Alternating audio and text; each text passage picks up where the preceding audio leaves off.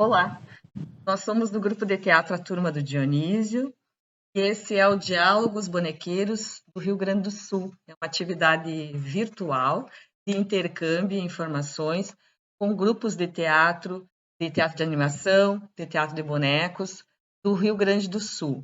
É uma atividade que faz parte do projeto Espantosas Criaturas do Teatro de Bonecos, né, Gerson? Exato, Comigo, o Gerson aqui, Maristela, e o nosso convidado de hoje é o Mário de Valente. exatamente. Nós somos, então, do Teatro Turma do Dionísio, que, por meio do projeto Espantosas Criaturas do Teatro de Bonecos, que é realizado com o patrocínio, os recursos do Governo do Estado do Rio Grande do Sul, por meio do Procultura RS, FAC, Fundo de Apoio à Cultura. Tem diversas atividades, então o Diálogos Bonequeiros é uma delas, e nós vamos conversar com a Companhia Caixa do Elefante, representada aqui pelo Mário de Valente. A Companhia Caixa do Elefante tem sua sede em Porto Alegre, estado do Rio Grande do Sul. E o Mário, que é ator, diretor, pesquisador do teatro de animação, do teatro de bonecos, é um dos fundadores da Companhia Caixa do Elefante, que também está com várias décadas de atividade, de pesquisa e realizações no teatro de animação. Tudo bem, Mário? Seja bem-vindo aqui ao Diálogos Bonequeiros RS. Tudo tranquilo? Tudo tranquilo. Então, Mário, para a gente começar essa conversa, esse bate-papo, a gente queria que você falasse um pouquinho sobre o início, a trajetória da Caixa do Elefante, como é que vocês começaram, quais são os principais aspectos assim da história da trajetória de vocês. Bom, eu desde o teatro amador, eu sempre fui muito ligado à questão plástica, né? Os objetos, cenários, figurinos. E eu sempre fui aquele ator que às vésperas da estreia dos espetáculos estava com as pontas dos dedos e as unhas sujas de tinta, porque eu sempre estava envolto, não só do meu trabalho de ator, mas também dessa carpintaria, desses bastidores do teatro. Os anos passaram, eu vim para Porto Alegre para fazer faculdade de teatro, eu fazia educação artística em Rio Grande, na FURC. E aí, em Porto Alegre, eu continuo trabalhando com adereços, com objetos, né, cênicos e trabalhando como ator. Até que um dia eu resolvi, então, encontrei nessa linguagem do teatro de bonecos uma maneira de juntar as duas linguagens, a linguagem plástica e a linguagem do ator. Então foi aí em 91 que eu decidi então criar um grupo, né, já está com mais de 30 anos, né, criar um grupo para investigar as linguagens do teatro de animação em todas as suas possibilidades. A gente inicialmente começou trabalhando com bonecos de luva, com varas, porque era a referência que a gente tinha de teatro de bonecos na época, década de 80. Havia uma companhia em Porto Alegre, Sem Modos, que ganhou muito televisão e teve bastante projeção. E eu, no interior, em Rio Grande, o acesso que eu tinha eram os bonecos do Jim Henson, da Vila Sésamo, né? Depois, mais tarde, os Muppets. Então, essa foi a primeira linguagem que eu tive contato. E muito também o teatro de fantoches, os bonecos de luva, né? E aí, chegando em Porto Alegre, eu encontro uma capital em ebulição, não só cultural, né, política, né, foi um período assim, de muita produção. Foi quando a esquerda tomou a prefeitura e depois o governo do estado, então foram vários anos de muito incentivo à cultura. E paralelo à minha vinda, outros bonequeiros também estavam vindo para Porto Alegre. Então foi o período que foi fundada a Associação Gaúcha de Teatro e Boneco. Também teve o Festival de Canela, que foi a nossa grande universidade, né? E todo o movimento que veio com essa estimulação das artes populares, né? De muito trabalho nas periferias, com espetáculos, oficinas, né? Então eu entrei nessa geração do Teatro de Bonecos. Mário, você falou aí alguma coisa sobre as técnicas, né? A luva e outras técnicas que você mencionou agora. Se você puder falar um pouquinho mais sobre ela, discorrer, talvez assim, quais são as técnicas que vocês já trabalharam na companhia Caixa do Elefante, e em particular também você, né? Que técnicas do teatro de bonecos e também do teatro de animação, por extensão, né? Sei que você trabalha com sombra também. Então, se você puder mencionar um pouco sobre essa experiência nas diferentes áreas aí da animação. Bom, acho que a primeira técnica que a gente começou a trabalhar foi com espuma. Então foi com bonecos de manipulação muito parecidos, muito próximos com os bonecos que a gente via nos programas de televisão. Então, espuma, pelúcia, esses eram os materiais que a gente começou a trabalhar.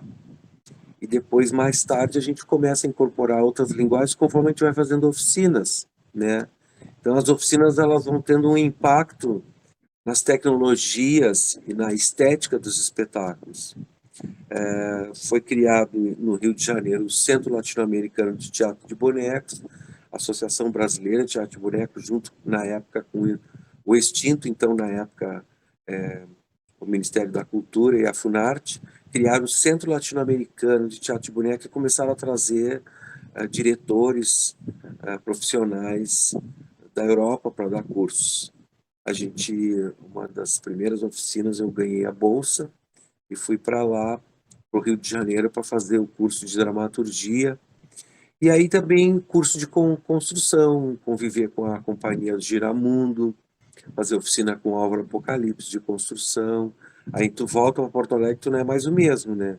Tu vai incorporando. E depois a gente começa a ir para festivais, né? Festival na França, festival na Espanha, Itália, né? Na País Basco. E aí tu começa a ver que o universo de teatro de animação é muito amplo, porque conforme a cultura, conforme a região, né, conforme a cidade, conforme o movimento teatral local, ele vai expressar uma forma de teatro de animação. Eu me lembro de assistir, estava montando um espetáculo com sombras em Porto Alegre, então nós estávamos num estágio bem inicial de sombras, nós dividimos uma oficina com praticamente 3 bonequeiros morando numa mesma casa, e dali saíram 3 linguagens bem diferentes. Da Caixa do Elefante saiu também no mesmo espaço saiu a Companhia Lumbra com Alexandre Fávero, que continuou pesquisando sombras, né? A gente começou a trabalhar depois com cinema de animação, usar sombras também como recurso, né, em vídeo.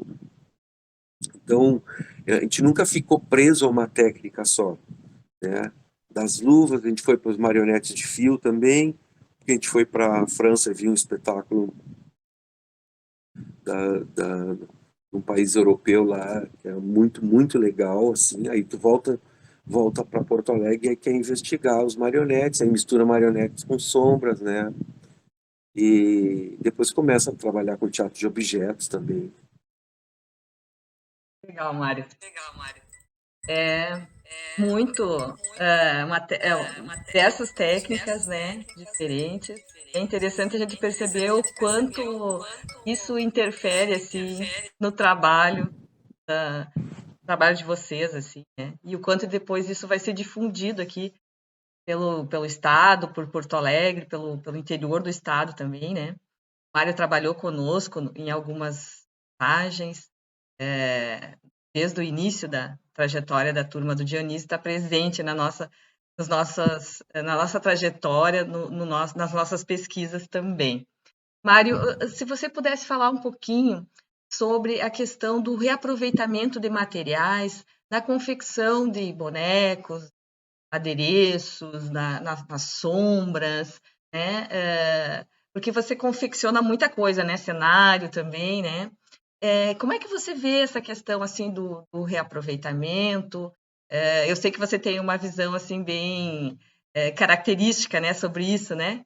Do nosso teatro aqui, ele por princípio, faz o reaproveitamento, né? Se você pudesse falar um pouquinho sobre isso, porque o nosso projeto, então, ele articula, né, várias áreas, a área do teatro, do conhecimento e a questão da sustentabilidade também. Então, se você pudesse falar um pouquinho sobre como você compreende essa questão como é que você usa esse reaproveitamento na tua história, na tua produção? Bom, eu acho que tanto no teatro quanto no Teatro de Bonecos, a gente constantemente precisa enxugar orçamentos e precisa usar materiais. Se a gente reaproveita muito figurino, a gente reaproveita também muito material, muita embalagem, muito plástico, muita madeira, muito ferro, né? Então as coisas assim, geralmente uma sede de um grupo de teatro, ela guarda muita coisa. Nós somos muito acumuladores de material porque a gente vê utilidade em tudo que a gente tem, né? E às vezes tu monta um espetáculo, tu usou ferro, tu usou madeira, e se aquele espetáculo não está circulando mais, aquele ferro e a madeira vai ser utilizado para outros espetáculos, outros adereços, outros cenários, né? E essa questão também da reciclagem de materiais, eu acho que é muito importante, assim, primeiro que, diferente de desenvolver o teatro de boneco na Europa, onde tu tem vários materiais, né? A gente tem muita dificuldade. Então a gente tem que aproveitar muito as coisas que a gente tem no ateliê e transformar. E eu acho que isso é um grande exercício de criatividade, esse reaproveitamento de materiais, porque é um outro entendimento, como o teatro de boneco é uma linguagem que transita pelas artes plásticas, quanto mais tu domina, mais tu conhece o material, mais formas de possibilidade de expressão tu descobre dele. Então, eu me lembro assim que no início eu comprava muito óleos para os bonecos, óleos de vidro. A partir do momento que eu aprendi a pintar e observar nos quadros, né, como se dá a pintura por camadas pinceladas para fazer a lágrima, para fazer a umidade do olho, eu parei de comprar esses óleos fabricados, comecei eu mesmo a pintar. Agora, na internet tem muitas lives de muitos profissionais, muitas pessoas que investigam materiais recicláveis, né? E aí a gente começa a descobrir combinações de plástico, combinações que tu pode fazer em casa, reaproveitando. E eu falo do reaproveitamento, não é só pegar a embalagem e, e transformar um boneco com a embalagem, mas transformar a embalagem a ponto de tu não reconhecer que tu está trabalhando com embalagem, que tu está usando aquele material como ponto de partida, como estrutura para fazer uma outra coisa, né? Então, se tem muito essa ideia de que reaproveitamento é fazer os bonecos onde tu enxerga a embalagem. E eu já penso que tu pega a embalagem e transforma ela, e reaproveita ela, transforma ela numa outra coisa, fundindo com outros materiais.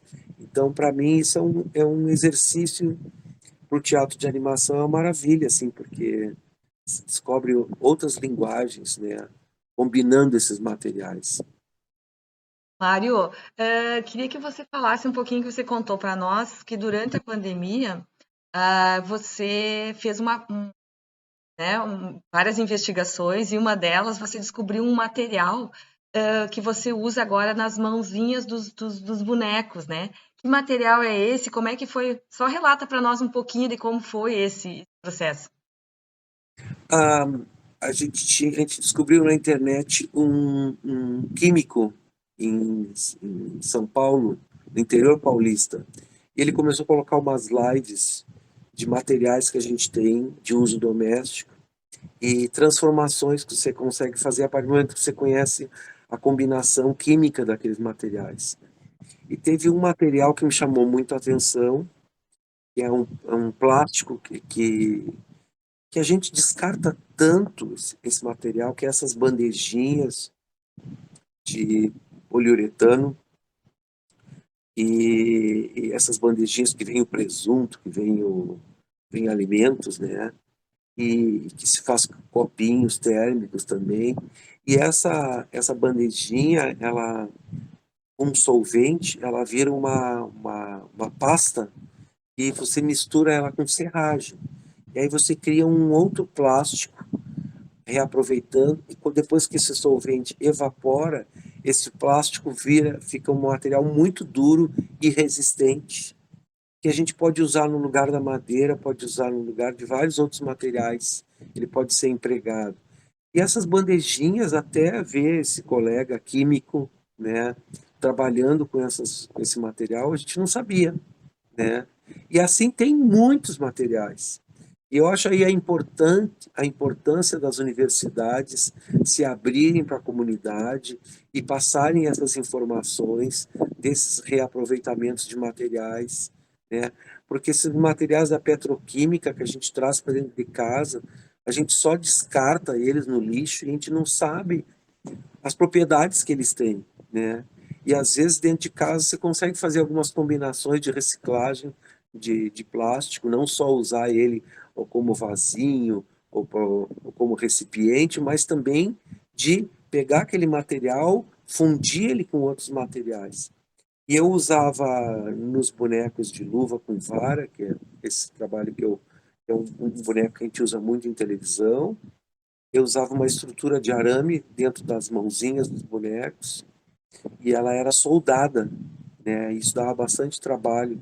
E eu passei a fundir esse arame com esse plástico, né? É bem fácil de preparar. Você tritura essas bandejinhas, bota ela num vidro, bota um solvente de cola de contato e aí depois você macera eles com serragem de madeira. E aí fica uma massa, parece uma massa de pão. Você consegue moldar coisas com ela. Quando o solvente evapora, ela fica bem dura. E aí você tem um outro material. E tem infinitos. E hoje na internet a gente encontra gente fazendo coisas incríveis, né?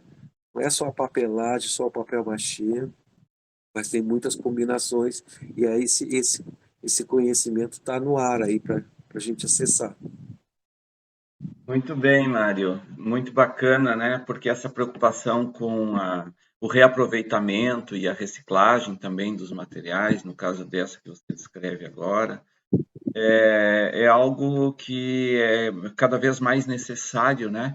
E como nós estamos, assim, às vistas do público e às vezes influenciando o público, né? Não só com as nossas histórias e narrativas, mas também com a dinâmica do uso desses materiais, né? Incentivando para que tenha um novo olhar. Eu sei que você tem também uma perspectiva de relação com o público que nós da turma do Dionísio temos, que é conversar, dialogar, ouvir o público, né? E essas inquietações, mesmo as crianças percebem muito, né? Eles querem saber, eles ficam curiosos, porque os espetáculos chamam muito atenção e eles querem saber mais informações. Então, a gente pode ser influenciadores dessa percepção, né, que nós temos de que é necessário trilhar esse caminho aí de sustentabilidade.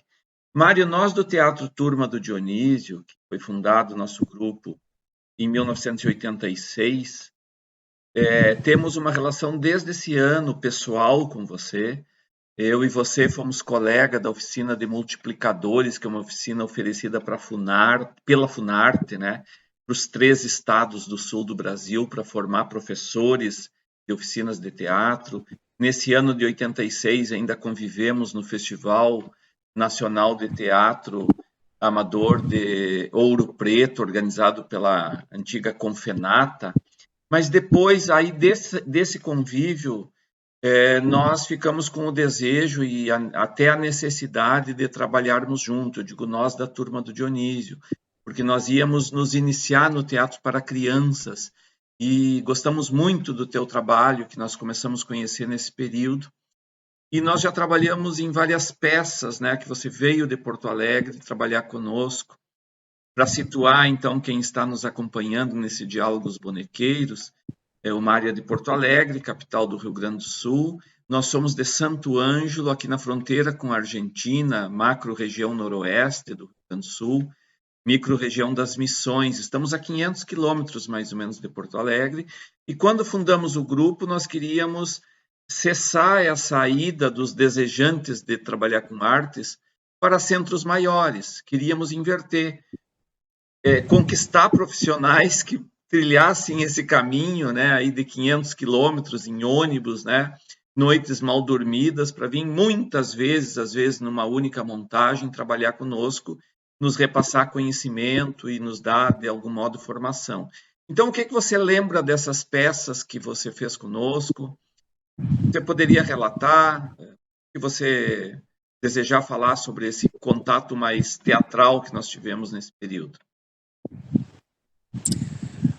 Olha, assim, ó, eu me reconheço no teatro, eu sou da tribo do teatro, acho que por isso que eu me juntei ao Teatro de Bonecos, porque eu sempre gostei muito de viajar, e eu sempre gostei muito, eu acho que desde criança, o meu sonho, eu me lembro dos circos que chegavam em Rio Grande, eu pegava a minha bicicleta e ia para o campinho e ficava horas e horas vendo aquele pessoal montando o circo, aqueles caminhões, aqueles trailers, né?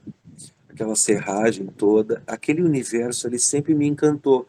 Eu sei que o circo encanta muitas pessoas, mas tem algumas pessoas que ficam mais encantadas que outras, né? E tem algumas pessoas que essa vontade de se juntar com aqueles trailers ali permanece a vida toda, e algumas pessoas conseguem realizar essa fantasia, esse sonho de levar essa vida itinerante. Aqui em Santo Ângelo aconteceu um fenômeno que eu consegui presenciar, que eu nunca tinha visto um momento que a lona é hasteada, né? O momento que a lona sobe, e eu estava trabalhando aqui com vocês, e no campinho chegou o Circo Vostok na época, e eu me lembro que no final de tarde eu escutava aqueles homens gritando os números dos mastros, né, e pontuando a subida da lona, né, e é nesses momentos assim que eu junto essa vontade, que eu junto nas minhas memórias, essa vontade que eu tinha lá na infância, da mesma maneira como eu vivi com SESI Bonecos do Brasil, que foi um festival itinerante, em que eu vivi essa experiência de, em 12 companhias, viajar com várias carretas, vários palcos e ir pulando de cidade, capital em capital, viajando por todo o Brasil. As pessoas, elas não têm a ideia da aventura que é a nossa vida, né? Essa possibilidade de tu ir para tantos lugares. O Brasil é um país continental com tanta diversidade cultural, de tu poder ir para vários lugares de culturas diferentes, conversar com pessoas com outras visões de mundo, outras culturas, outros sons, outros ritmos, né? E essas experiências que eu tive aqui em Santo Ângelo também foram experiências que aconteceram com outros grupos, porque nessa mesma época que eu comecei a trabalhar em Porto Alegre, esse movimento dos grupos amadores de se profissionalizarem e começarem a construir a sua vida, o seu trabalho, passarem a viver só do teatro, aconteceu com vários grupos, né? A gente teve um movimento muito grande de teatro amador no Rio Grande do Sul. Eu participei desse movimento porque eu comecei a fazer teatro em 76 no grupo Cacilda Becker, em Rio Grande, que era um grupo de teatro amador. Nós recebíamos em Rio Grande companhias profissionais, né, com espetáculos, e sempre teve essa vontade de ver esse pessoal viajando. E depois, quando eu venho para Porto Alegre, aí eu começo a ver outros grupos de outras cidades do interior também se profissionalizando. E isso aconteceu, esse fenômeno que aconteceu com a turma Dionísio, aconteceu também com Pregando Peça, aconteceu com Pernas pro Ar, aconteceu com vários outros grupos. E alguns deles nos procuraram, né? Pregando Peça também nos procurou para construir bonecos. E aí eles começaram a trabalhar com teatro de bonecos. E aí praticamente passaram a sobreviver de teatro de escola. Com a turma do Dionísio também, vocês tinham um grupo estável, já consolidado, E aí precisava dar esse outro passo, né, de entrar em outras linguagens, em outros mercados para o grupo sobreviver. E aí entrou o teatro escola, que o teatro escola automaticamente o olhar vai para o teatro de bonecos também, de incorporar essa linguagem. Foi nesse período que eu comecei também a viajar e dar oficinas e trabalhar com outros grupos no interior, né? Depois eu comecei a dar oficinas pelo resto do Brasil, assim, né? Pelos centros culturais. Mas isso foi um longo processo. Antes era mais fácil viajar para fora do Brasil do que viajar pelos estados brasileiros, né? A gente teve um período aí, de década de 80 até 90, que houve um crescimento muito grande na área da cultura, porque o Brasil ele começou a olhar mais para si, para a sua cultura. Muitos centros culturais passaram a ser construídos, né? Teatros, aeroportos, né? Muitas estradas. Então isso, as instituições mesmo, SESI, SESC, né? Começaram então a fazer os espetáculos circular. Porque a gente mora num país continental, são 26 estados, mais a federação, né? Mais o distrito. E a gente teria um mercado muito grande. A gente mora num país quase do tamanho da Europa. Então, se essas instituições, as estatais, com seus centros culturais, SESC e SESI, eles começam a fazer e vão criando centros culturais e começam a fazer a produção cultural circular, a gente não precisa mais sair do Brasil. A gente pode, mas a gente tem um mercado assim vastíssimo para percorrer. E é interessante que, assim, todos os estados têm uma curiosidade enorme de conhecer o que se faz, né, de cultura, o que se produz de espetáculo nos seus vizinhos, né? A gente tem uma curiosidade muito grande, né?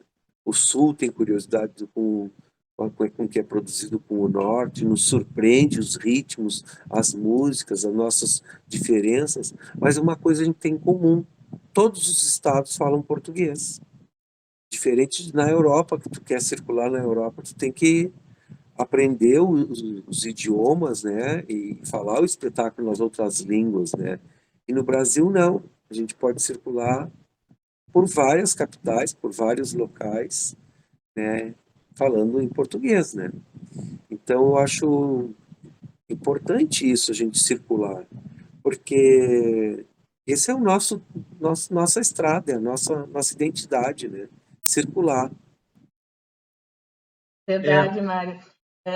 Assim, te ouvindo falar, assim, dá para a gente perceber o quanto você é preocupado, assim, com a difusão de uma linguagem, né? No nosso caso aqui, é uma preocupação, a influência que você teve não foi só em relação ao teatro de bonecos, né, que entrou um pouco mais tarde na nossa trajetória, mas também do teatro para crianças, né, que inicialmente a gente começou a trabalhar com espetáculos para público adulto só, início Sim, né? Então, a gente brinca aqui que a gente tem os seguidores do Mário de Valente, né? Que assim, que são as pessoas que nos inspiraram e que compartilharam o seu conhecimento conosco, né? Para que a gente pudesse continuar. e posso fazer um registro só, então? O Mário trabalhou conosco no final dos anos 1980 e durante a década de 1990 em 4 espetáculos. 93, estamos agora em 2003, em abril vai fazer 30 anos que estreamos nosso primeiro espetáculo de bonecos dirigido pelo Mário de Valente, que veio a Santo Ângelo, aqui confeccionamos todos os bonecos, fizemos tudo um espetáculo de empanada, que é um dos que mais apresentamos até hoje na trajetória. Fomos para eventos e nos abriu o universo do teatro de bonecos. E desde lá mantemos uma relação muito saudável e muito prazerosa. Obrigado, Mário. Então, nós vamos ver algumas imagens do trabalho do Mário de Valente com a turma do Dionísio. O primeiro espetáculo de bonecos foi Teatro de Bonecos da turma do Dionísio.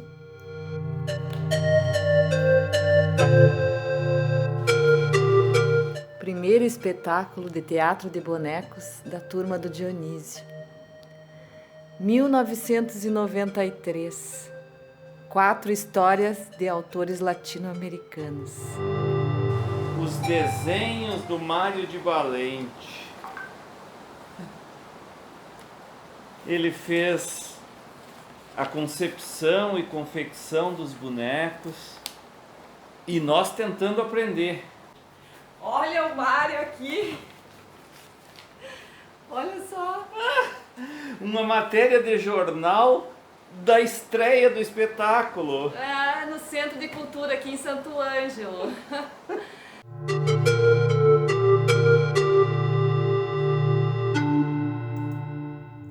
Este é o espetáculo Máscara de Taré, é uma montagem de 1997, que conta a história do Taré, que é um menino índio, né, Guarani. Então a gente conta um pouco a história, é um texto do Gerson que conta a história dos índios Guarani nas missões jesuíticas.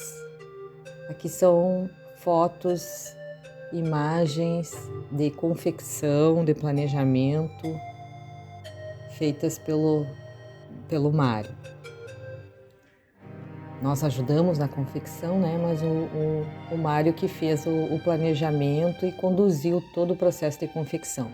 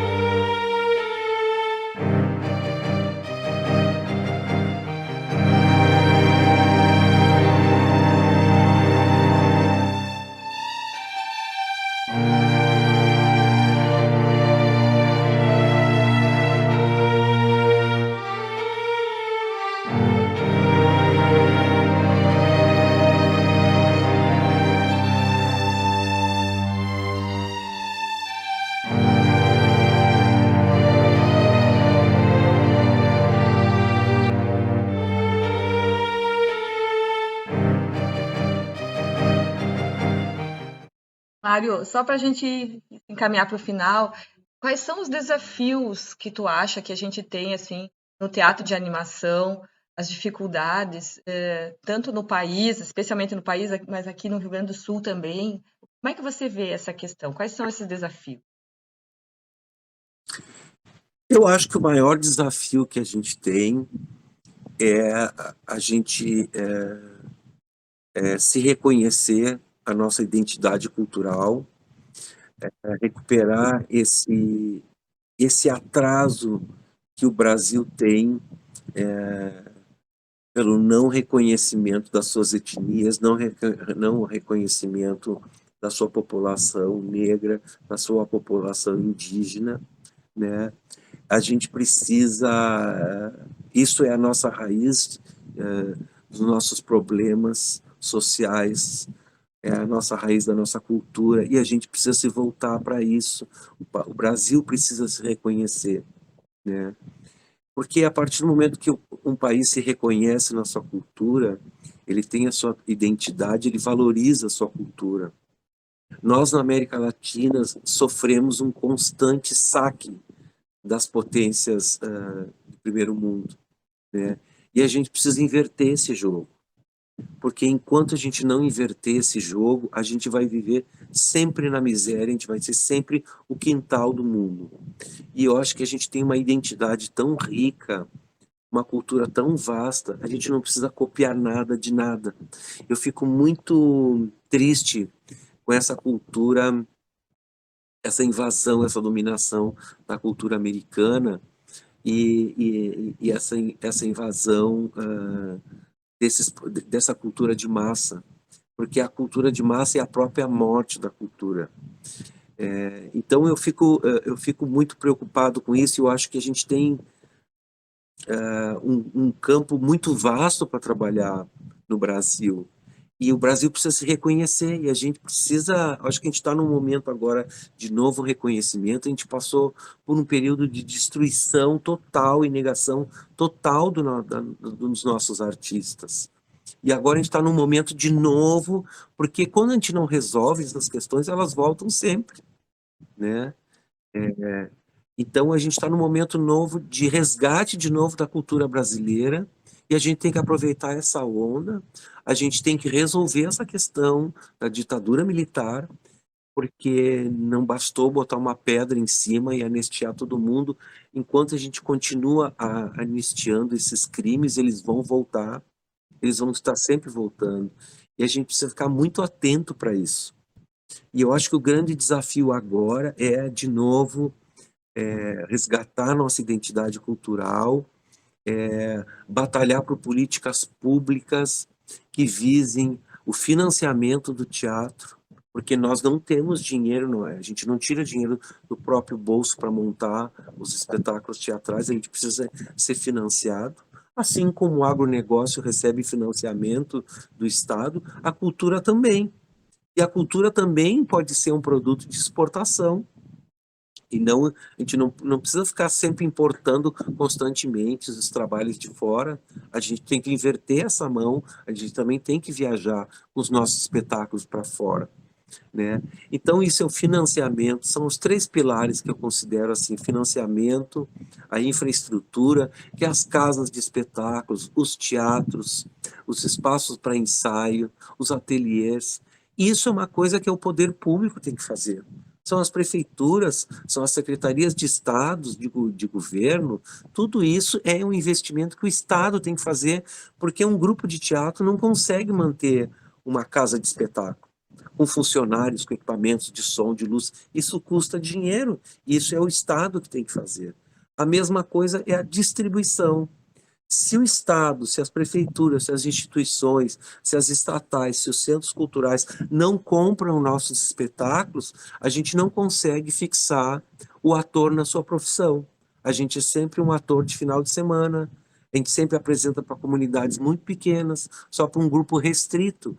E a nossa arte é uma arte que precisa ser circulada, né? A gente precisa circular, senão a gente não consegue construir nenhuma identidade profissional. As pessoas nos olham sempre como alguém que tem uma profissão e que o teatro é o hobby, que o teatro de boneco é o passatempo. E não, isso é a nossa sobrevivência. Nós pensamos a cultura, né? E a cultura, ela é a única instância que vai nos mostrar e que vai nos responder as perguntas mais básicas que a gente tem. Da onde a gente veio, para onde a gente vai, por que a gente está aqui nesse mundo, né? A nossa história, nossos ancestrais, tudo isso a gente é um exercício de reconhecimento de identidade que se dá através da atividade cultural. Então, é fundamental que a gente tenha políticas públicas para o desenvolvimento das artes cênicas, do teatro de bonecos, e isso precisa ter incentivo para fazer esse movimento todo. Eu acho que nós estamos num momento bom, né? A gente está voltando de novo para esse reconhecimento da nossa cultura. Mário, a gente queria então te agradecer pela participação aqui Diálogos Bonequeiros RS, nessa atividade também na oficina formativa, que também fez aqui em Santo Ângelo. Então, muito obrigado por essa participação e por compartilhar conosco todo o teu conhecimento e a tua sensibilidade sobre o teatro de bonecos. E agradecemos. Obrigado, Mário. Obrigado a todos que estão acompanhando. Nós somos do Teatro Turma do Dionísio. Compartilhem, acompanhem as mídias sociais da Turma do Dionísio, que cada vez mais ajudam a impulsionar o nosso trabalho. Em Diálogos Bonequeiros tem o apoio, o subsídio do Governo do Estado do Rio Grande do Sul, Procultura RS, PAC, Fundo de Apoio à Cultura. Projeto Espantosas Criaturas do Teatro de Bonecos. Até a próxima. Obrigada.